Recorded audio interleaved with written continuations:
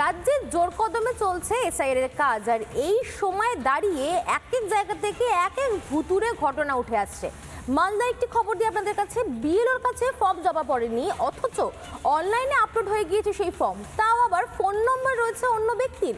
SIR আবহে এমনই চাঞ্চল্যকর অভিযোগ মালদার গাজলে। এবার প্রশ্ন হচ্ছে, এই ঘটনাটি ঘটার পেছনে গাফিলতি ঠিক কার?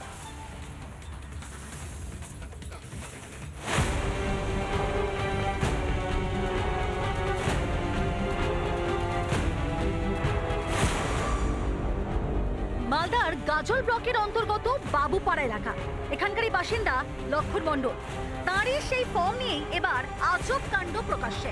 এসআইআর ফর্ম তিনি জমা দেননি, এখনো জমা দেন, অথচ তার পরিবারের সদস্য, তার ছোট ছেলে যখন কম্পিউটারে অনলাইনে তার বাবার ভোটার কার্ড দিয়ে সার্চ করতে যায়, তখন দেখা যায় অটোমেটিক তার বাবার এসআইআর এর ফর্ম সাবমিট হয়ে গেছে, যেখানে ভোটার কার্ড তার বাবার রয়েছে, অথচ যে মোবাইল নাম্বার দেওয়া হয়েছে সেই মোবাইল নাম্বার তার বাবার নাই। কম্পিউটারে আমি সার্চ করে দেখলাম যে ভোটার কার্ড দিয়ে, তো এই যে 62 95 35 61 24 এই নম্বরে আমার বাবার এসআইআর ফর্মটা অলরেডি সাবমিট দেখাচ্ছে।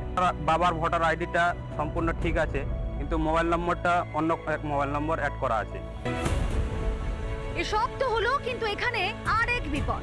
অনলাইনে আপলোড হওয়া মোবাইল নাম্বারটি যার, তার বাড়ি পান্ডুয়া অঞ্চলেরই চন্দনদিঘি এলাকায়, নাম সরকার সোরেন। গোটা বিষয়ে তার পরিবারও হতবাক। মোবাইল নাম্বার যেটা আছে সেই নাম্বারটা ওই লক্ষণ মণ্ডল নামে, যেটা এসআইআর ফর্মে নাম্বারটা চলে গেছে।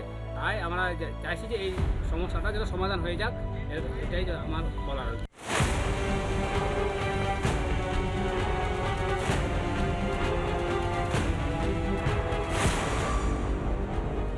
সকালে এসেছিল, বললো যে ফর্ম তো জমা দেয়নি, তো আমার নামটা সাবমিট কী করে হয়?